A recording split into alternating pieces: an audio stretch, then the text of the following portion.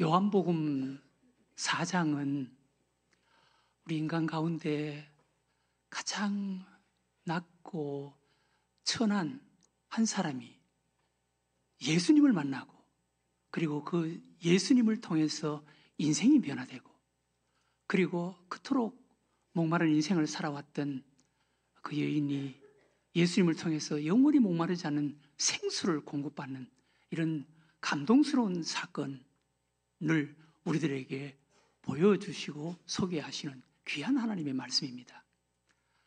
그 사람이 바로 사마리아 사람, 그리고 여인, 그것도 남편에게 5번이나 버림을 받았던, 여러분, 한 번 이혼을 하는 것도 참 그 힘들고 고통스럽고 가슴 아픈 그런 일인데 5번이나 남편에게 버림을 받았다. 그 인생이 얼마나 고통스러웠겠어요. 그런 사마리아 여인이 예수님을 만나서 인생이 바꿔지고 변화되는 거예요. 네. 이 사건을 하나님께서 우리들에게 소개해 주는 거예요. 이것은, 이 사마리아 여인은 오늘 이 시대를 살아가는 우리 참 죄 많은 우리 인간, 비참한 불행한 우리 인간의 대표적인 한 사람을 소개하면서 우리도 예수를 만나면 이렇게 될 수가 있다는 것을 하나님께서 우리들에게 말씀하시는 거예요.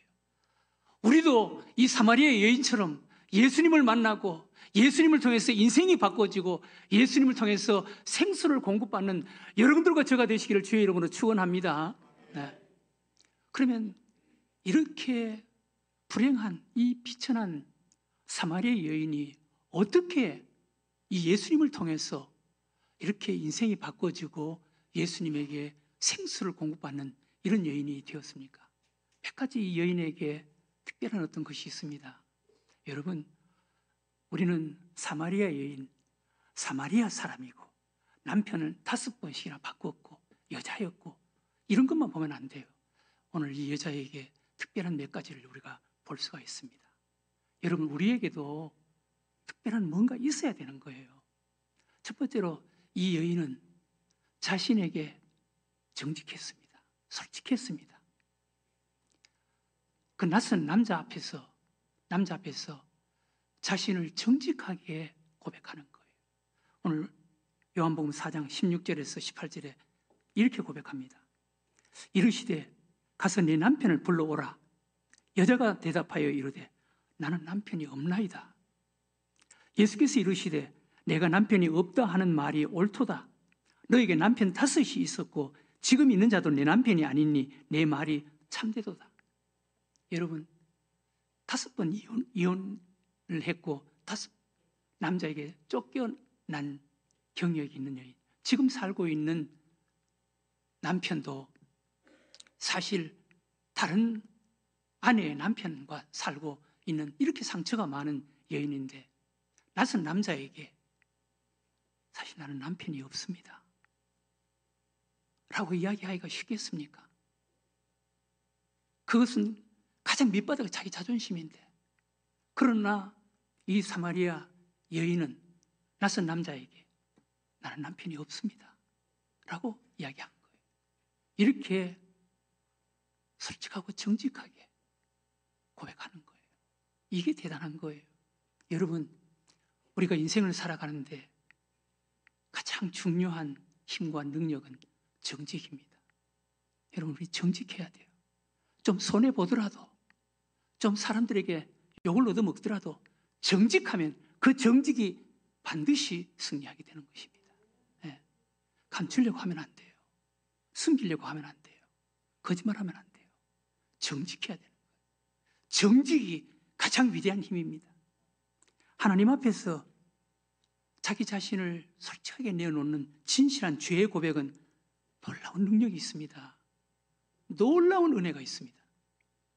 이 여인은 낯선 남자 앞에서 솔직하게 나는 지금까지 5 남자하고 살았지만 내 남편이 아니었습니다. 나는 남편이 없습니다 라고 고백하는 거예요.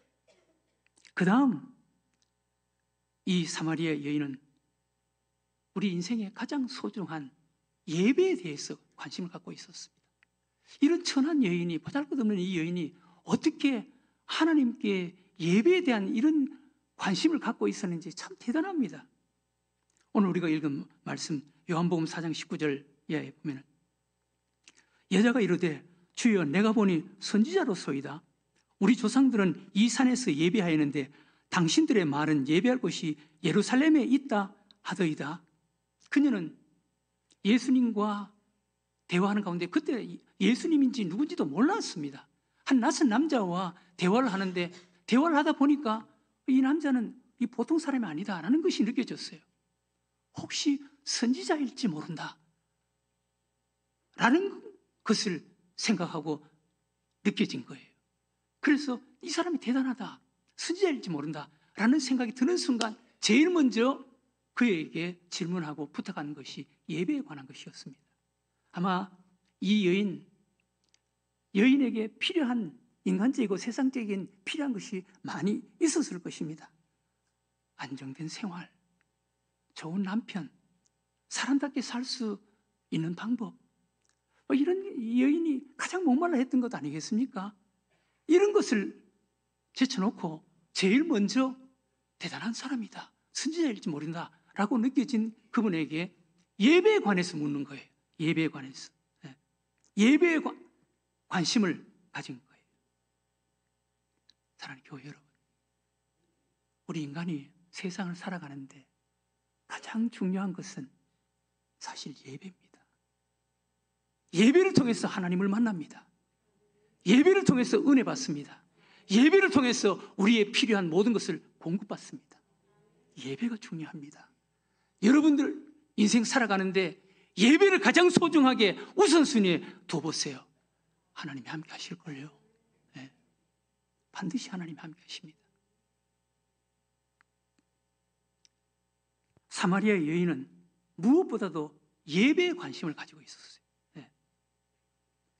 그녀에게 예수님께, 하나님께 은혜 받을 수 있는 그 무언가가 그 여인 속에 있었습니다. 그 여인은 사마리아 여인이었고 남편에게 5번씩이나 쫓겨났던 그런 경력을 가진 여인, 보잘것없는 사람답지 않은 그런 여인이었지만 뭔가가 그 속에 있었어요. 교회 여러분, 사람은 외모나 어떤 조건에 달려있는 게 아니에요. 그 속에 있는 무언가가 중요한 것입니다. 그 속에 있는 그 무언가가 그의 인생이 되는 거예요. 여러분, 그 모습, 외적인 어떤 조건, 그것이 그의 인생이 되는 게 아니에요. 그 속에 무엇이 담겨 있느냐, 그것이 그의 인생이 되고 그의 운명이 되는 것입니다. 우리는 쉽게 사람을 어떤 조건, 외모, 이것으로 판단하기가 쉽습니다. 그러나 하나님은 절대로 어떤 조건이나 외모를 가지고 하나님은 판단하시지 않는다고 말씀하셨습니다. 사무엘상 16장 7절 이하에 여호와께서 사무엘에게 이르시되 그의 용모와 키를 보지 말라. 내가 이미 그를 버렸노라. 내가 보는 것은 사람과 같지 아니하니 사람은 외모를 보거니와 나 여호와는 중심을 보느니라. 여러분, 우리의 인생의 삶, 우리의 운명이 어떤 외모나 학벌이나 외적인 어떤 조건에 의해서 그렇게 만들어져 가는 것이 아니에요. 그 속에 무엇이 있느냐, 그것이 그의 인생이 되는 거예요. 삶이 되는 거예요. 그의 운명이 되는 것입니다. 그래서 우리는 외모보다 더 소중한 그 무엇이 우리 안에 있어야 되는 거예요. 우리도 우리 속에 남다른 그 무언가가 있어야 돼요. 이게 있는 사람이 하나님이 함께 하시고, 이게 있는 사람이 뭔가를 하더라고. 앞서가는 사람, 남보다 더 높이 간 사람, 무언가를 성취하고 이뤄낸 사람, 하나님께 은혜 받고 믿음 생활을 남달리 하는 사람, 그런 사람은 그 속에 뭔가가 있어요. 여러분, 뭔가가 있습니다. 이 뭔가가 있어야 되는 거예요. 속에 이 뭔가가 우리의 인생이 되고 운명이 되는 것입니다. 특별히 예배에 대해서 뭔가가 있는 사람이 하나님께 특별한 은혜를 받습니다. 사도행전 8장에 여러분 에티오피아 여왕의 그 내시 한번 보세요. 여왕의 일꾼이었습니다. 내시였습니다. 그런 사람이 하나님께 예배를 드리기 위해서 에티오피아에서 예루살렘까지 와서 하나님께 예배를 드리고 돌아갑니다.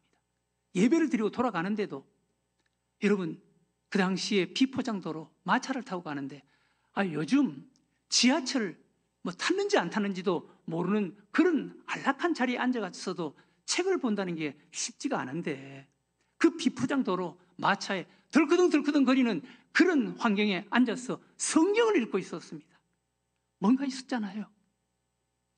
그러니까 하나님께서, 성령님께서 빌립을 거기에 그 사람에게 보내서 그 사람이 지금 읽고 있는 성경 알지 못하고 깨닫지 못해서 고민하고 있는 이게 뭔가 라고 생각하고 있는 그것을 빌립을 통해서 예수 그리스도를 소개해 주는 거예요. 알게 해주는 거예요. 그래서 예수 그리스도를 믿게 해주는 것입니다.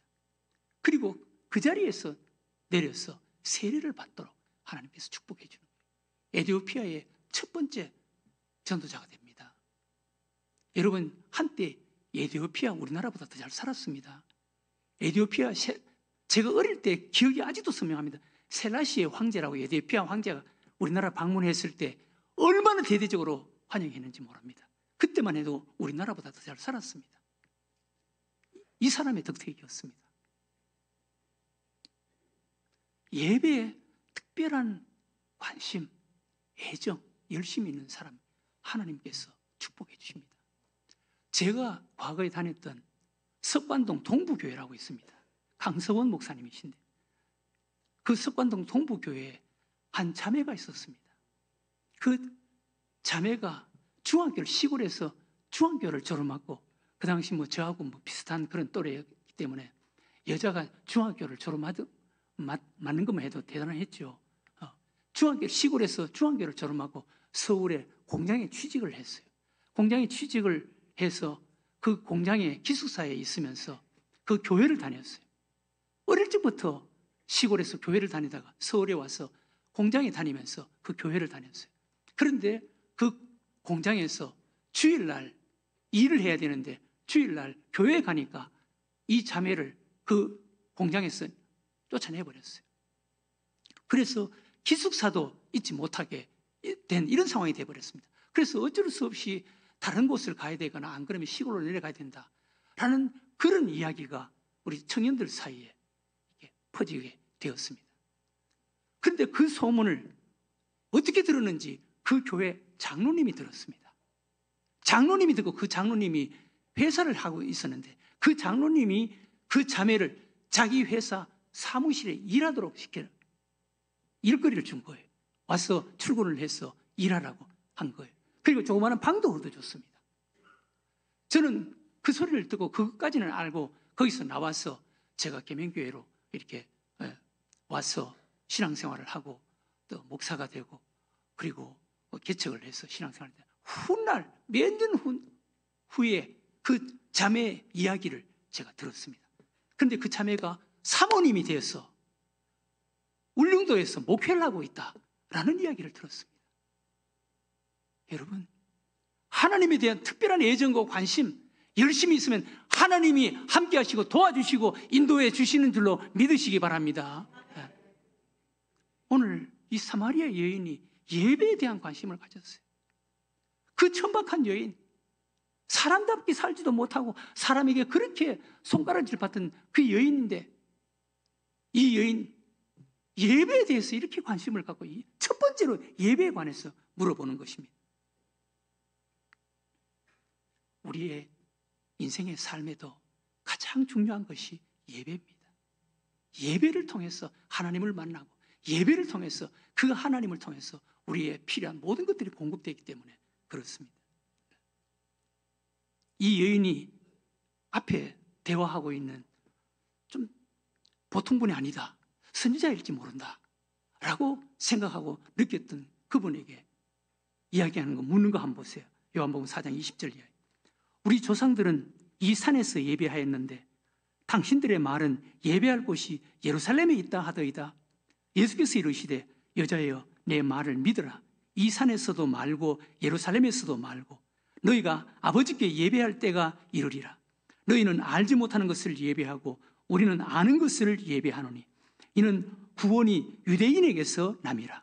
아버지께 참되게 예배하는 자들은 영과 진리로 예배할 때가 오나니 곧 이때라. 아버지께서는 자기에게 이렇게 예배하는 자를 찾으시느니라. 하나님은 영이시니 예배하는 자가 영과 진리로 예배할지니라. 예배를 통해서 하나님을 만나고 예배를 통해서 우리 인생이 바꿔지고 예배를 통해서 우리가 필요한 모든 것을 공급받습니다. 그런데 예배를 통해서 하나님을 만나는 예배, 예배를 통해서 하나님께 은혜 받는 예배, 우리의 필요한 모든 것을 공급받는 예배, 그 예배는 오늘 예수님께서 이 여인에게 말씀하신 이런 예배라는 것입니다. 이 여인이 예수님께 털어놓는, 이 여인이 고민하고 있는 예배는 장소 문제였습니다. 사실 그렇죠. 그 당시에 사마리아 사람들은 예루살렘 성전에 가서 예배를 못 드리게 막아버렸습니다.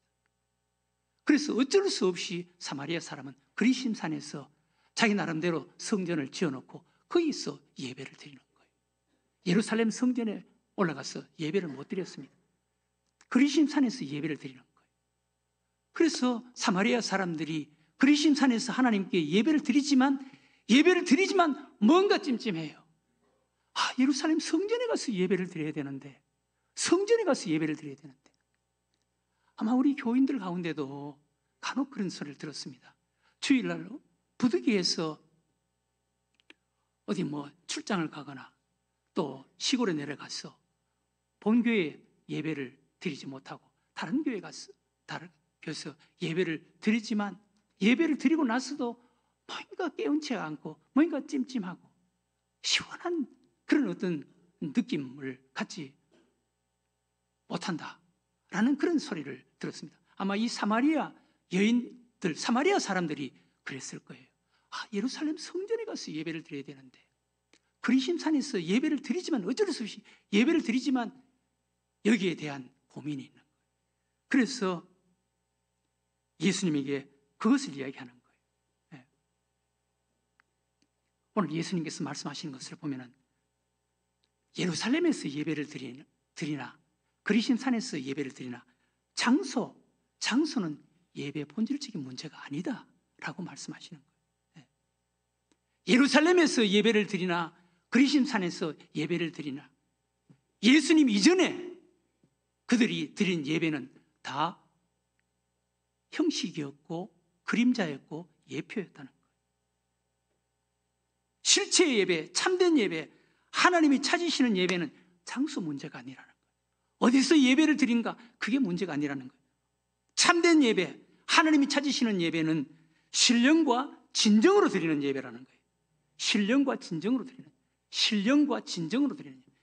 신령으로 드리는 예배. 영적으로 드리는 예배. 성령의 감동으로 영으로 우리의 영혼으로 드리는 예배. 이것이 참된 예배. 이것이 실체의 예배. 이것이 바로 하나님이 찾으시는 예배라는 것입니다. 여러분 몸만 여기 와서 앉아있다가 돌아간다고 해서 그 예배 아니에요. 영으로 드리는 예배, 성령의 감동으로 영으로 드리는 예배가 참된 예배, 하나님이 찾으시는 예배인 줄로 믿으시기 바랍니다. 영적인 감동이 있어야 돼요. 성령의 감동, 예배 속에 성령의 감동, 영적인 감동이 있어야 돼요. 영으로 드리는 예배, 몸으로 드리는 예배, 그건 예배가 아니라 영적인 감동이 있어야 돼요. 원래 우리 교회 제자훈련 2반입니다. 제가 내년에 은퇴라 그러니까 올해 우리 목사님과 마지막 제자훈련, 올해가 마지막이다. 그렇게 해서 지원을 너무너무 많이 해서 한 반으로는 도저히 못해서 2반, 그것도 2반도 숫자가 너무 많아서 이제 그만 받으라고. 그래서 목요일 반 12명, 토요일 반 12명 이렇게 제자훈련을 받는 거예요. 그런데 우리 제자훈련을 받는 우리 집사님 한 분, 이 집사님인데 그분은 애가 2명이 있고 직장을 다니고 남편이 교회를 다니지 않아요. 그래서 제자훈련 받을 수 있는 그런 환경이 못 돼요. 그런데 우리 엄마 집사님이 어떻게 그냥 그 딸에게 제자훈련 꼭 받아야 돼, 제자훈련 받아야 돼, 기도하면서 제자훈련 받아라고 그렇게 부탁을 하고 강요를 해서 어쩔 수 없이 제자훈련에 신청을 했어요. 아마 마음속으로는 제자훈련 몇 주 다니다가 도저히 제자훈련 못하겠어, 환경이 안 돼, 그렇게 이야기하고 그만둘 그런 생각으로 제자훈련을 신청을 했어요. 그래서 제자훈련을 지금 지난주까지 9주째 제자훈련을 받은 거예요. 근데 그 엄마 집사님이 저에게 전화를 했어요. 목사님, 우리 딸이 제자훈련을 얼마나 좋아하는지, 엄마에게 제자훈련 받은 것이 너무너무 잘 됐다, 엄마 제자훈련 받게 해줘서 너무 고맙다, 제자훈련을 통해서 너무너무 은혜롭다, 그러면서 제자훈련 받는 것을 너무너무 좋아한다는 거예요. 제가 그분을 알거든요. 제자훈련 시간에, 요즘 목요반이나 토요반 제자훈련 시간에 성령님께서 한 사람 한 사람의 그 마음을 여시고 성령님께서 그 마음을 만지신다는 것이 제 눈에 보여요. 그 집사님도 제자훈련 시간에 어떻게 좋아하는지, 때로는 눈물도 흘리고 어떻게 좋아하는지 성령님께서 그 영혼을 만지시는 것이 눈에 보이는 거예요. 예배도 마찬가지예요, 여러분. 예배도 영으로 드리는 자가 되어야 되는 거예요. 성령님께서 그 영혼을 만지는 예배, 그 예배를 하나님께서 찾으시는 예배라. 몸만 와서 앉아있다가 돌아가는 거, 그건 진정한 예배가 아니에요. 그건 그리신산 예배예요. 그건 예루살렘 예배예요. 예수님이 이전, 성령님이 이 땅에 오시기 이전에 드리는 예배는 몸만 참석하는 예배예요. 그 예배는 모두가 다 그림자, 모형, 다 형식이었어요. 그건 실체가 아니었어요.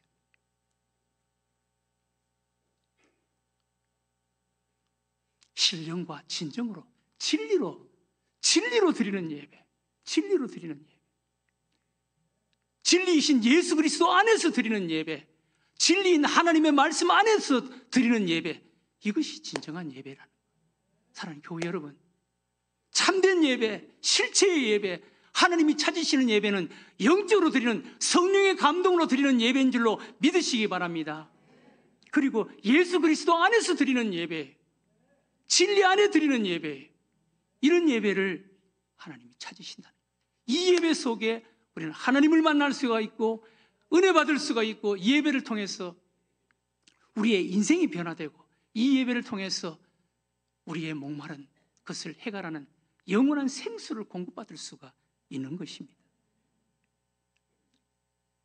진정한 은혜의 예배는 일주일 동안 하나님의 은혜 안에서 생활하고 감사, 은혜를 체험하고 감사하는 마음, 벅찬 감동과 감격으로 하나님 앞에 나와서 예배를 드리는, 하나님께 예배를 드리는 예배, 이것이 아름다운 예배, 은혜로운 예배. 여러분, 아브라함의 종 엘리에셀이라고 있습니다. 아브라함의 종 엘리에셀. 그 아브라함이 약속의 아들 이삭, 100세 이삭을 낳고 이삭이 이제 결혼할 때가 됐습니다. 그래서 아브라함이 그 약속의 아들 이삭의 아내 아브라함의 자부를 구해와야 되는데, 아브라함은 지금 타향에서 지금 살고 있기 때문에 아브라함이 그 약속의 아들, 얼마나 소중한 아들입니까? 이삭. 그 이삭의 아내 될, 자부가 될 처녀를 구해와야 되는데 자기 고향에 가서 처녀를 구해왔으면 좋겠다라는 생각을 하고 엘리에셀, 종 엘리에셀을 이제 시키는 거예요. 내 고향에 가서 이삭의 아내 될, 내 자부가 될 한 처녀를 구해오라 라고 부탁을 하는 거예요. 그 많은 종들 가운데 엘리에셀에게 소중한 것을 부탁하는 거예요. 그러니 이 엘리에셀이 얼마나 마음에 부담감을 가졌겠어요. 네. 우리 주인이 자부를 구하는 그 일, 많은 종들 가운데 나를 믿고 나에게 그것을 부탁해서 내가 가서 정말 우리 이삭의 아내, 약속의 아들 이삭의 아내, 하나님께서 예비하신, 하나님께서 준비해 놓으신 그 처녀를 내가 데리고 와야 돼. 그런 부담과 책임감을 가지고 이제 심부름을 가는 거예요. 심부름을 가면서 아브라함의 고향, 그 천리가 넘는 아브라함의 고향을 가면서 마음속으로 늘 기도하는 거예요. 하나님께서 예비한 처녀를 만나게 해주세요. 하나님께서 정해놓은 예비한 처녀를 만나게 해주세요. 하나님, 우리 주인이 나에게 자부를 선택해오라고, 구해오라고 나에게 그것을 부탁했습니다. 내가 그 일을 해야 됩니다. 하나님께서 예비하신, 준비해 놓으신 처녀를 꼭 만나게 해주세요. 그러면서 기도하면서 이렇게 생각하면서 하나님께 이렇게 기도하면서 가는 거예요. 하나님, 내가 우리 주인의 고향에 딱 도착했을 때 첫 번째 만나는 처녀, 첫 번째 만나는 사람이 아름다운 처녀가 되게 해주세요.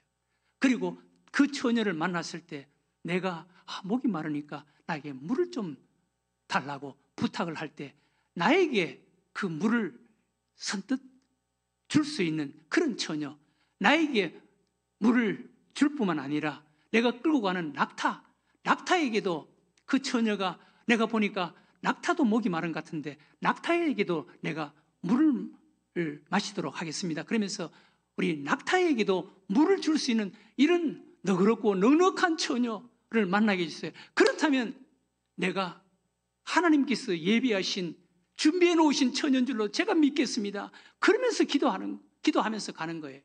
옛날 며칠을 걸어가다가 이제 저녁 때 아브라함의 고향에 도착합니다. 고향에 딱 도착하는데 처녀들이 그 저녁에 물을 기르러 여럿이 막 나오는 거예요. 그런데 그 중에 한 처녀가 눈에 딱 들어오는 처녀가 있어요. 그 처녀가 리브가입니다. 그 처녀에게 이야기를 하는 거예요. 내가 사실 멀리서 와서 목이 마른데 나에게 물을 좀 줄 수 있겠습니까? 그랬더니 그 처녀가 물을 뜨다가 마시게 하는 거예요. 그러면서 그 처녀가 엘리에셀에게 이야기하는 거예요. 내가 보니까 여기 낙타들도 목이 마른 것 같은데 제가 이 낙타들에게도 물을 좀 주겠습니다. 그러면서 처녀가 그 깊은 그 웅덩이 물에 거기 가서 물을 기르다가 낙타에게도 물을 마시게 하는 거예요. 그때 엘리에셀 마음속으로 하나님께서 예비한 처녀구나, 하나님께서 준비한 처녀구나. 그러면서 그 처녀에게 처녀의 아버지 이름이 무엇입니까? 그리고 혹시 집에 내가 하룻밤 묵을 수가 있겠습니까? 그렇게 물으니까 자기 아버지 이름을 이야기하는 거예요.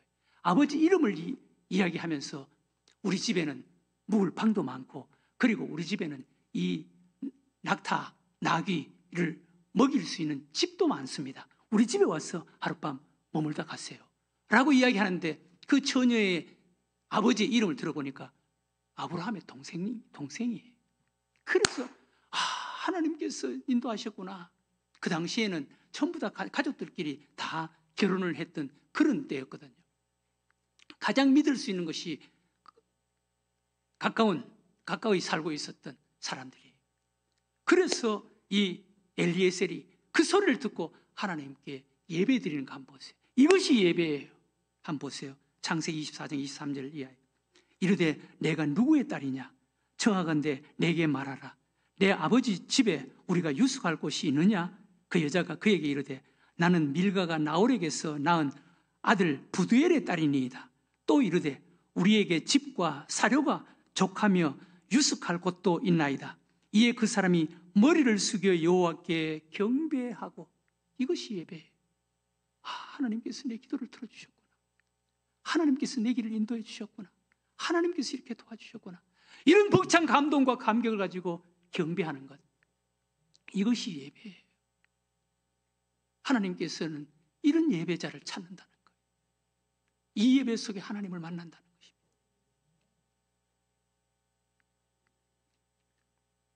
은혜로운 예배 속에 하나님을 만날 수가 있습니다.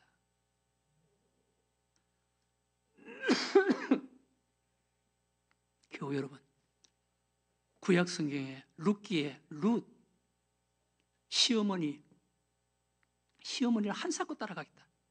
시어머니의 하나님이 내 하나님이 되기를 원합니다. 시어머니 죽는 곳에 내가 죽기를 원합니다. 그러면서 시어머니를 따라가겠다. 시어머니의 하나님이 내 하나님이 되기를 원한다. 그러면서 그 모압 지방에서 베들레헴까지 따라갔습니다. 하나님을 찾아간 거예요. 그리고 이튿날부터 그